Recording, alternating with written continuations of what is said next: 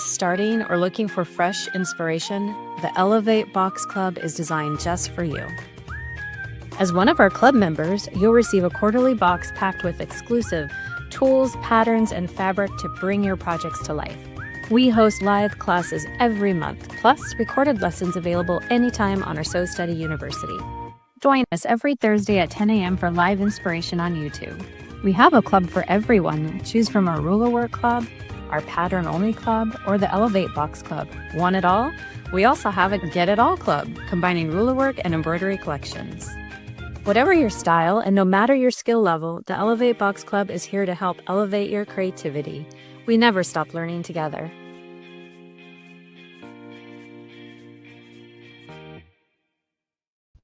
Hi everyone, it's Stacy with Sew Steady. I'm so excited to have you here today. We are going to be taking you through that amazing log cabin circle project that we've put into the Elevate box. So if you're one of our Elevate members, then you are going to be able to kind of get the step outs on how to create that amazing design today. If you're not one of our Elevate Club members, then I just posted a link for you where you can actually take advantage of jumping into that project with the new Artisan Mini Multi-Circle template, which is an amazing template that you're absolutely going to love. There's so many possibilities with that template. We do have quite a few classes just in the last couple of months that you're going to be able to learn how to use that template in a lot of varying ways. Really, see what a versatile option that could be for your library. But today, I'm going to go ahead and have Kate take it away. We are going to be playing a pre-recorded class, so I will answer questions throughout, and then we can answer questions again at the end. So, definitely let us know if you have any other, thoughts during the live, and then we can take care of that for you. As far as the live itself, this is actually something that we did play during our launch. So this is going to be a recording from that. So again, if that's something that it's just a great kind of reminder of how to use that template, then I definitely encourage that. And then we do have instructions that come with the template itself if you choose to purchase that full kit. So hoping that this is going to be a great class for everyone, and we'll let Kate take it away now. Thanks so much.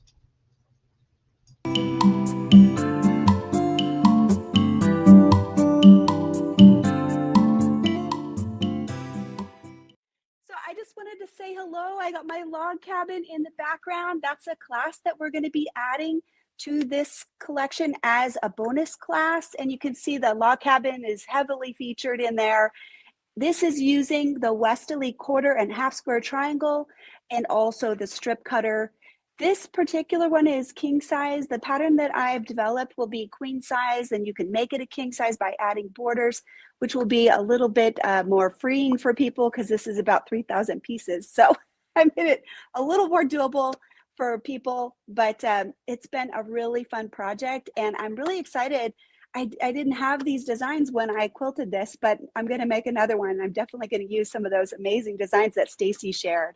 So they have a new tool, and one of the things that I love about it is it combines so many different things. So I'm going to flip my camera and I'm going to show you the tool and show you a couple things that we can do with it.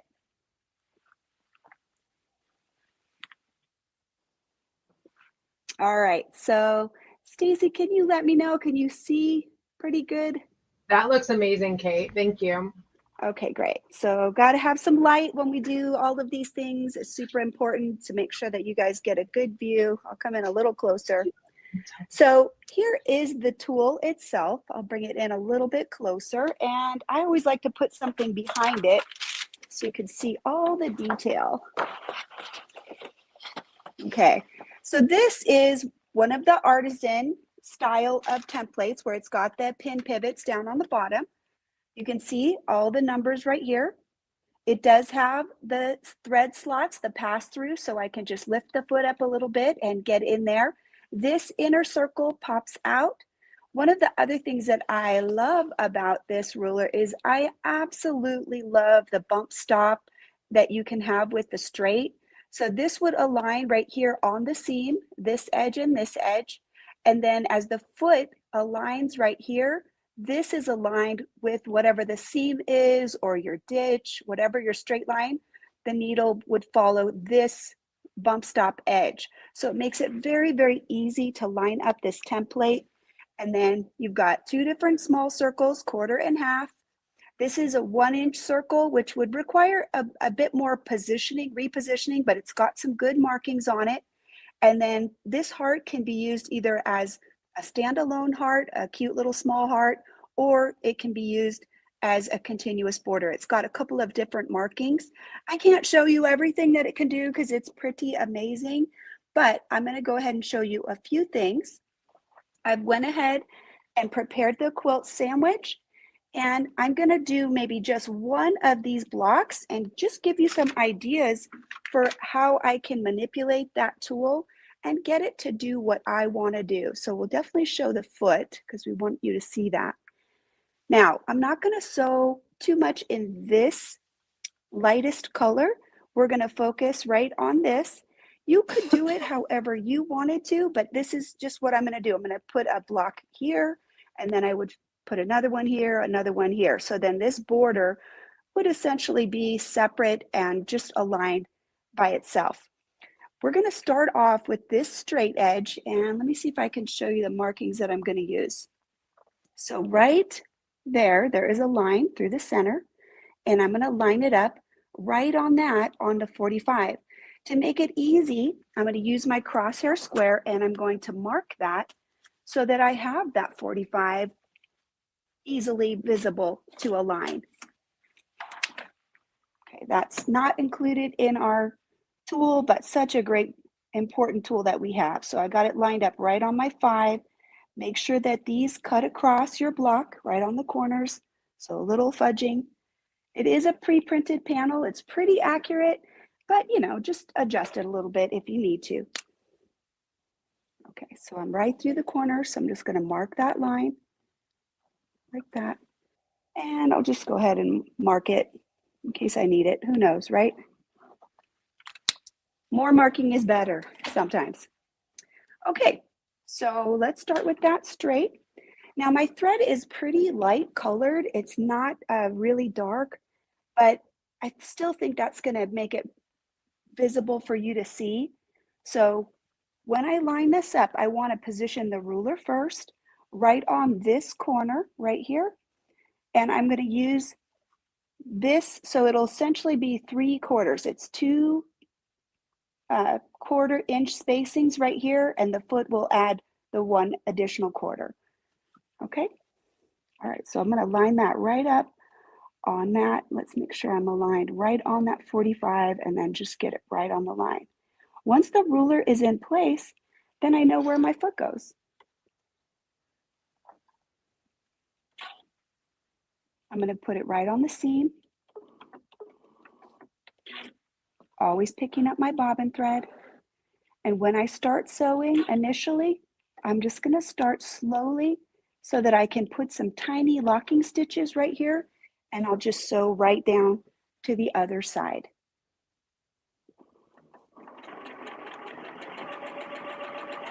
Now, the instructions are in the guide for this. This is where I want to show you how you can use this bump stop. Right here, I'm going to line it right up on the seam, and I can try and measure how far I need to go. Because it's 3/4, it's a little bit tricky. I got to come down a little bit. I'll show you what I want to look for. Right here, I need visually about 1/2 of an inch there. So once I've done a few of these, it'll get easier, but I can see I'm about 1 stitch shy. I was practicing with this, and I'm close, but I still need about 1 more stitch so that I can line up the ruler. Then you're going to line up the same thing. You're going to use these 2 bits right here from this line to the edge. That's your 1/2 of an inch, and your foot will add that 1/4 inch. So just line it right up on there, and we'll just sew to the other side.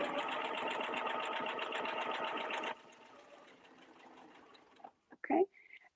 I want to look inside the foot, make sure I'm right at the edge of the block, and then I can turn this and line this right up and just keep on sewing.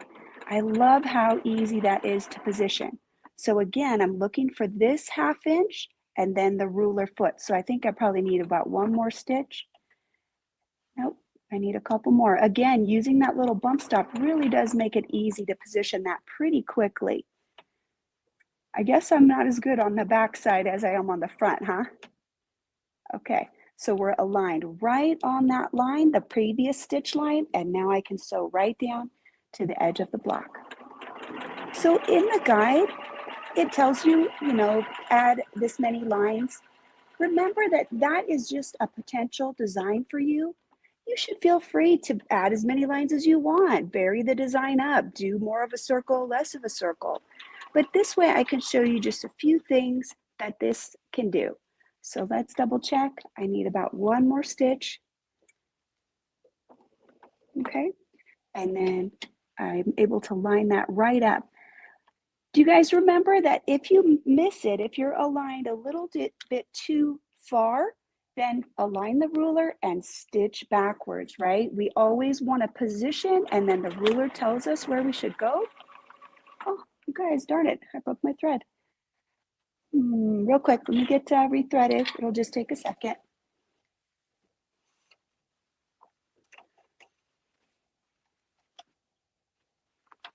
All right.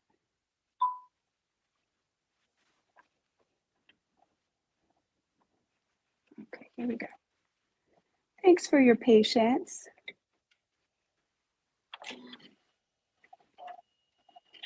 So if that ever happens to you, just make sure that your bottom thread is likely not trimmed.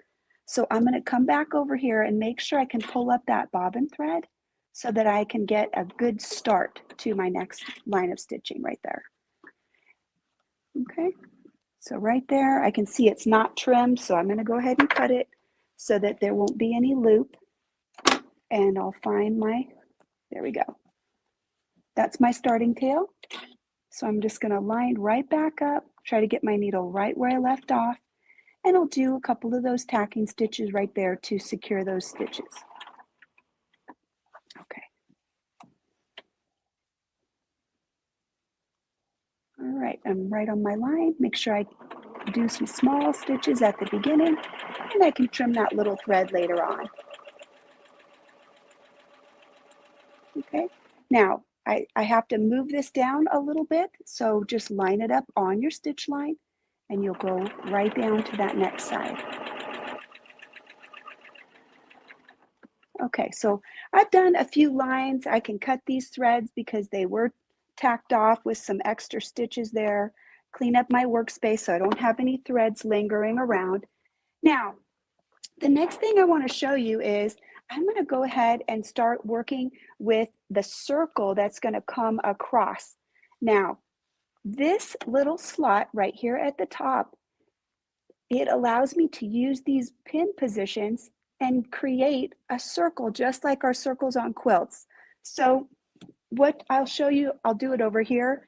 If I line it up on the 8, notice that right here, I'm right at the top of the block.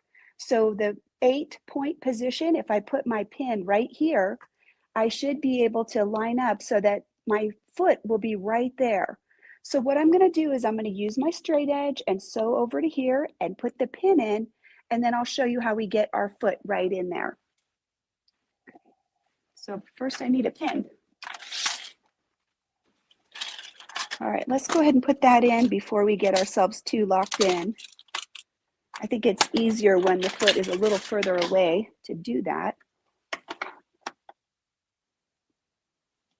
Okay.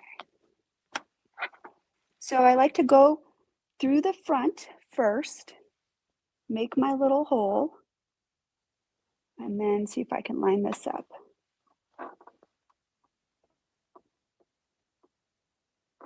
Pretty close. I need to scoot it just a tiny bit. All right, I'm just going to massage this right here because I can. It's harder to align it when it's further away from me like this, but I can't pick it up because it's attached. Okay, so we're on this 8. I'll show you that real quick. Just get that right in there. There we go. So I'm going to bring myself around and I'm just going to try to right there make a little dot so I can see how far I need to go. Okay, so it's going to be right about there.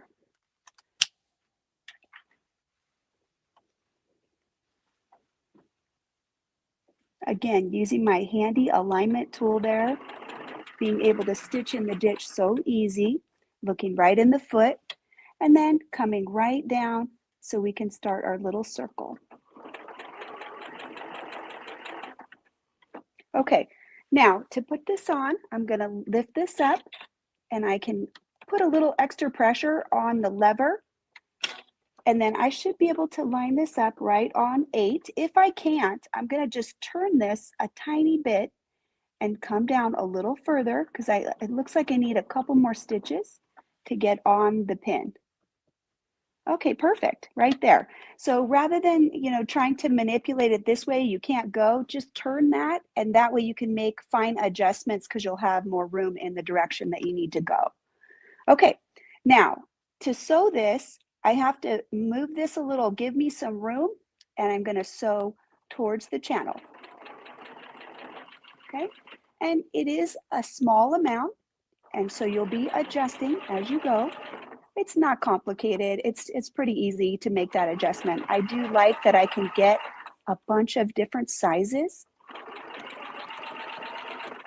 Now, I'm going to tell you something that will be useful if you're using this. So we're on the 8-point position. Now, if I want to put another circle in, let's say I want to do 6. Remember that the difference between the 6 and the 8 is 2 inches, but if I have a circle, I'm going to have 1 inch on this side and 1 inch on that side. So right now, if I take this off, okay, I can use 1 inch right here, and then I should be perfectly lined up for my next channel. So whatever your circle dimension is, whatever your spacing is between the 2 circles that you want to do, you're going to cut that number in half, and you can use the measurements right here. So I'm going to line it up on one of these longer lines, and as I sew down 1 inch, that's right to this longer line, and then I'll be perfectly positioned for my next circle. Okay, so right here, in fact, let me use my little stylus for some pointing. It's migrated pretty far back there, but right there, that is the longer line right there. And so the needle is aligned with that, and that should give us a 1 inch spacing between this 8-inch circle. And let's test it out and see if I lied to you. Okay, so here's our 6. Let's go ahead and put it on first. I think that'll make it easier. Perfect. Yeah, so we're right in the channel. And then, of course, we're going to go the opposite direction. I like to align the foot down on the bottom. You can do the top of the channel or the bottom, whatever you prefer. But for me, just pick a side. Whatever you choose, that's going to help keep you right in position the way that you want it. Now, when we do this, we're only going to put in a few lines. There's a few more lines that are added in the design directions, but I'm going to put something right here in the center that is different. So I'm going to go ahead and stop right after this circle. So the numbers that correspond to the pin positions are the circle size, okay? Just wanted to re-emphasize that as we go. Really easy to remove. And you can see that the numbers right here, 10, 9, 8, you're going to get the whole number and the half, odds and evens, and it's going to basically bring you down to here. There's additional pivot points right here, but we'd have to rotate so that this is aligned. Right now mine isn't lined up, but there are more holes that would align to give you some additional options, okay? Okay, now let's show you, we're going to show you this cute little heart. You can see that it's got some alignments right here. This is where the foot and the needle will line up here. And if you're doing the overlapping heart, you're going to stop at this. So we're going to use this one right now, and we're going to make a complete heart. And we're going to align it right here in the center. So this is why I had that additional marking with my crosshair. but I can see that it's already faded. It's super dry in my environment, low moisture, so I tend to have to mark a little bit more often. I'm just going to extend this line that we already have right through the corner so that I can put my heart in. Okay. And again, I'm going to use that awesome tool that we have with these bump stops to stitch down and around, because I'm going to start the heart right here at this corner. So align this right here, right on the edge. Oh, darn it, I guess I didn't go far enough. Okay, sorry, that's what happens when you're talking. So I'm just going to add those 2 more stitches. You could tell that when I lined this up, this would not align on that 1/4 inch space. So I knew that this foot wasn't in the right position. If things don't seem like they're working, go ahead and double check, because you're probably right. Your brain's telling you, hey, something's off. I usually take that as a sign that I need to double check things. So I'm lined up right on this line, and this will allow me to stitch right down the block, and I'll just keep on going. Once I get right to this bump stop right here, I can move this down and I can use the back as the alignment if I need to. Since I don't have anything out here, I can look back behind and I can make sure that the back edge is lined up to get me right down to the corner. Again, look inside your foot, make sure you're right at the tip of your block. Sometimes looking through the camera, it's a little challenging, but I think I'm there. So I'm going to line this up. One of the things I want to mention about this is if you're using this heart and you're using it as one side of the heart, to do the other side, you're still going to want to flip that over. So it may be advantageous to put another stable tape piece here and a stable tape down here on the back of these, so that when you're pressing down on that, then you're going to be able to get adherence for this little guy right here. Let me bring this a little closer so you can see better. I've got this alignment mark. Oh, we need something behind that. It's just not dark enough to show you. Okay, here we go. Okay, so remember, this one is continuous, and here's where we're going to stop if we're going all the way from the bottom to the top. So I'm going to align this right through that miter, through that 45-degree angle.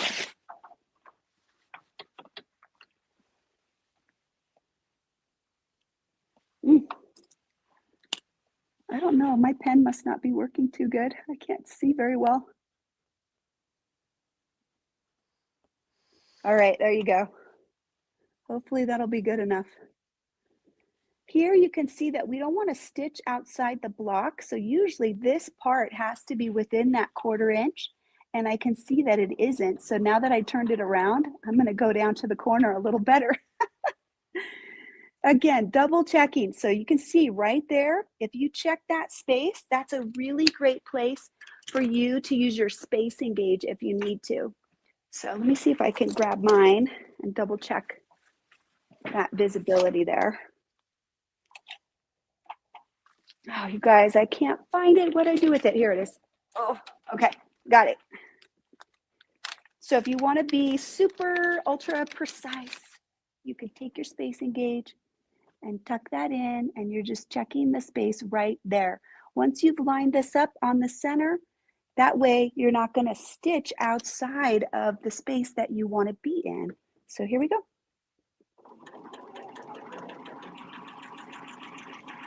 Oh, it's beautiful. See, that spacing gauge is so great. Okay, now we'll just flip it over and we'll line it back up. All right.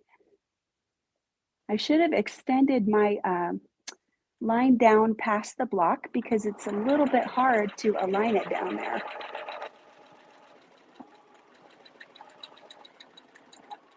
Okay, so I'm right at the corner. Look at how cute that is. Can you guys see that? Ooh, love it. So now I would take this and I'm going to go ahead and go around, and I'm going to come all the way back to right here, and I'm going to show you one extra little fun thing to do.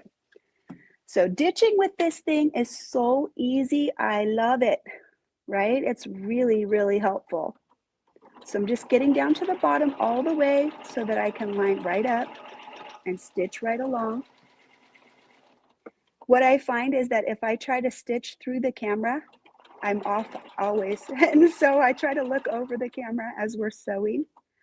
And let's see, make sure I'm at the corner. I need to look. I think I need one more stitch right in there to get to the corner. Okay, now, pretty easy. I can use either side. I can align it like this and stitch, or I can do it towards the front.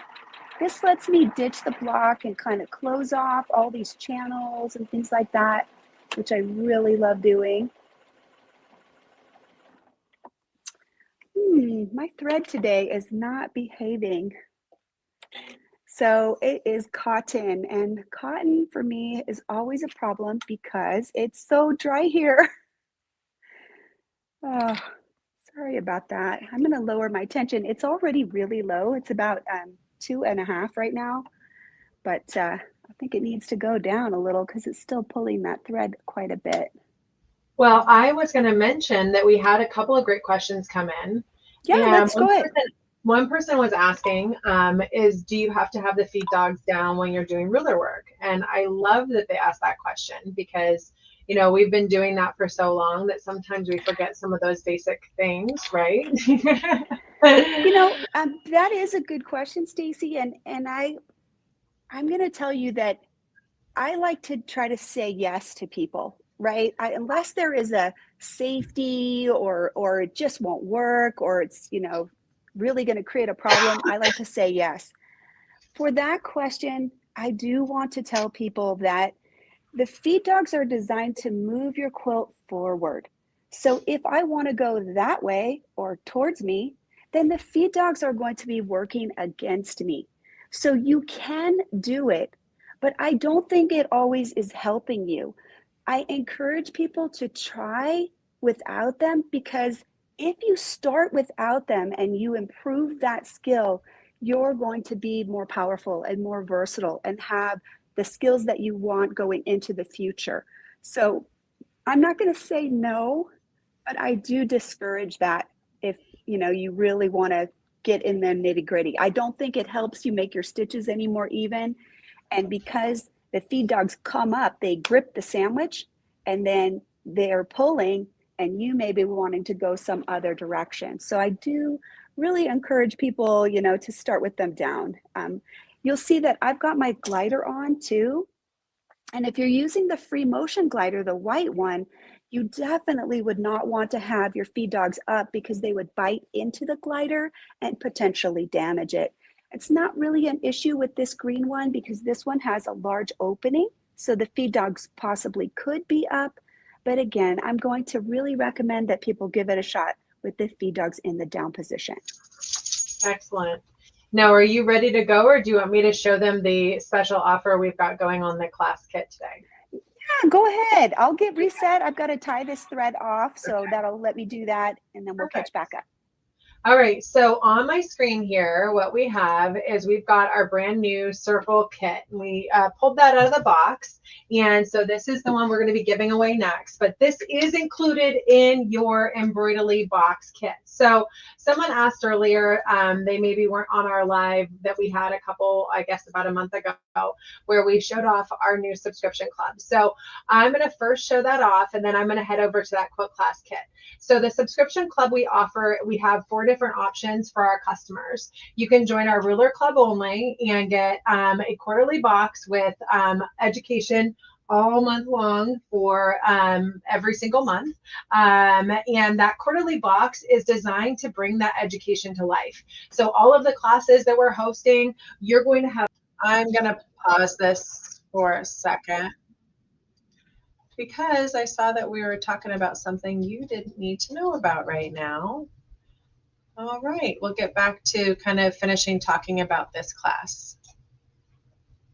Right here on the bottom, you can make them align like that, or you can make them in the middle of the channel. I'm going to show that. And I don't have to have them overlap. You could space them however you want. Additional crosshair markings would be a really great way to determine how close you wanted your circles to be if you want them to be evenly spaced. And then you would travel along the bottom, and when you get to the mark, you'd make the next circle and travel and make the next circle. And that's how you would be able to use that in order to make them attached to the line like this. I'm going to put mine right in the middle, and I'm going to give you a couple of unique guidelines to help you do that. One of the things that's important to realize is if I'm going to sew circles, I'm going to set this aside over here, and I'm just going to use this, and I'm going to use the bigger one. Notice that my foot is right in the center of the channel, and I can tell because the distance from this side to this side is the same. So I'll kind of turn it towards you so you could kind of get a better visual right there, right? This is 1 inch. The foot is 1/2 of an inch, so it's 1/4 inch and 1/4 inch. If you wanted to be really, really, really picky, you could even come over here like this, and you can check with your spacing gauge to make sure that you're in the middle. To put the circle on, I'm going to lift up the foot and go through the slot and just put my foot down. Now, I told you that we have those little reference circles. Let's see if we can get in a little closer so you can see this better. Okay, so I'm going to use my awesome stylus, my stiletto that Stacy gave me. The little reference circle's right here, and there's a little crosshair right there. When I look at the channel, I want the reference circle to be the same distance on each side. It's in the middle, and that way I know that when I go around, I'll have my circle complete. Okay, I'm going to stop at the little cross mark, and when I move down, again, I'm going to align the reference circle right in the center so that the same amount of space is on each side. And you can, one thing I want to mention as I sew this next one, watch what I do right here once I complete this one. I'm going to touch, and I'm going to come back to the center. Why do I do that? This part of the circle, you'll have the full circle, but in order for them to touch as I come in on the bottom, because this is narrower and this is wider, I'm going to touch on the bottom and come back to the center. If I tried to go all the way around and come back to here, I would cut into the previous circle, right? So we're just going to move forward, and I'll line it up in the center. So I'm going to go towards the widest part and touch the circle and come back. And that way there won't be any overlap. So I'll just keep on moving. I look at the little reference circle, keep my circle right in the center, and here I go. And touch and back to the center, right where that cross mark is. So each time I'm lining that up, I'm putting the little resource circle right in the center there, and I'm touching with the foot so it's not going to overlap. Now, I'll tell you right now that if you want the exact same amount of circles, then you should use the touching method and the crosshair method, because right now I don't know how many will fit in here. Whereas if I chose to put one on each evenly split line using the crosshair marks, then I will have a very even number of circles, and they'll fit one per line, splitting in 360. Right now, I'm just kind of on a hope and a prayer that they'll fit nicely, but I did test it a little bit earlier and it seemed like it worked okay. But you can't really countenance that. One of the ways that you could make sure that they look even is you could start your circle right on the miter. Either put one circle touching or put one circle right on the miter in the middle and move out and do as many as you can, complete circles. And then you would bring your needle back over here to the other side and you would go the other way. And that would allow you to have the exact correct amount of circles, however many would fit in there, by starting in the center. And that's always a good border style. Always starting in the middle, working out allows you to make both sides even. So I think I've just got 2 more here. I'll go ahead and put those in, and then I'll cut this so you can kind of see what we've got. Oh, my thread is just a pain in the butt today. We're going to go with that. I'll go back in and fix it later, but let's show you what it looks like. Okay, So far, so good. It looks so cute, you guys. Look at Oh, that. that's lovely. Doesn't that look awesome? And this is a nice thread. It's a little bit variegated. I'll kind of bring it up a little closer, see if you can see it. It is variegated, so it kind of picks up all of the colors of this project. And let me show you the back too. So you can see we got some good texture on the back as well.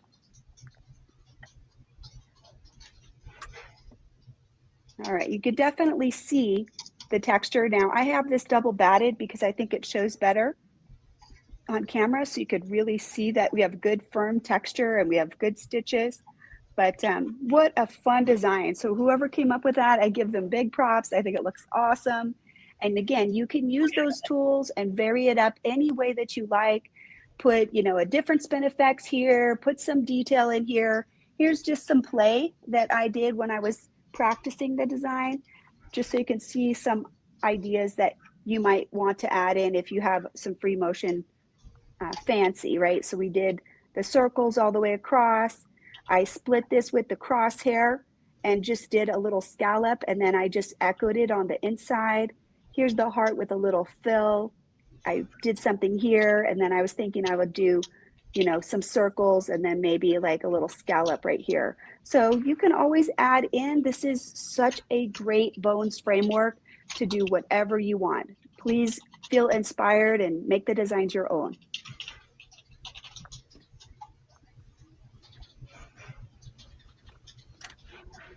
Awesome, Kate. I love this so much. Thank you so much for sharing your amazing expertise with everyone. Hey, Stacy, can I just want to say one more thing and then I'll bail for the next person.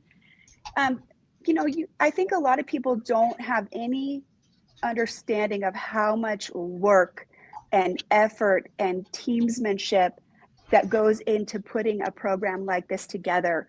And I just want to thank you guys for always really trying to put something new out there to inspire and something that is put together pretty well and it's beautiful. And I'm excited to be a part of your team. So thank you guys so much. And Mindy and Melissa and Jessica and all your team members. I mean, I know how much work this is, and I think you guys did such a great job. I'm excited to try some of those designs, the embroidery designs. Yeah, I know. Well, thank you, Kate. You know, I'm gonna have to give credit to this one to Melissa. She has been really, really busy in creating a lot of really great projects, and she's joined a few other clubs along the way. And this was really her brainchild and wanting to do a club box for everyone. So, you know, I think it's definitely been a huge team effort, but it's really fun to be able to have so many of you included and involved and really be able to incorporate our entire education team into a box, you know, something that allows everyone to really bring these projects that you guys are teaching them to life every quarter. So.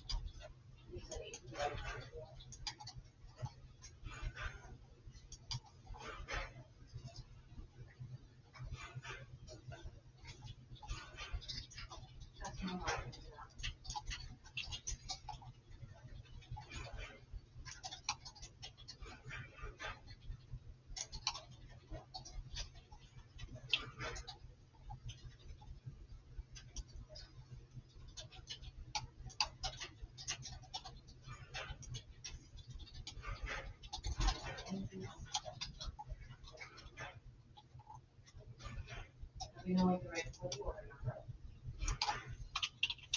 Order number 195.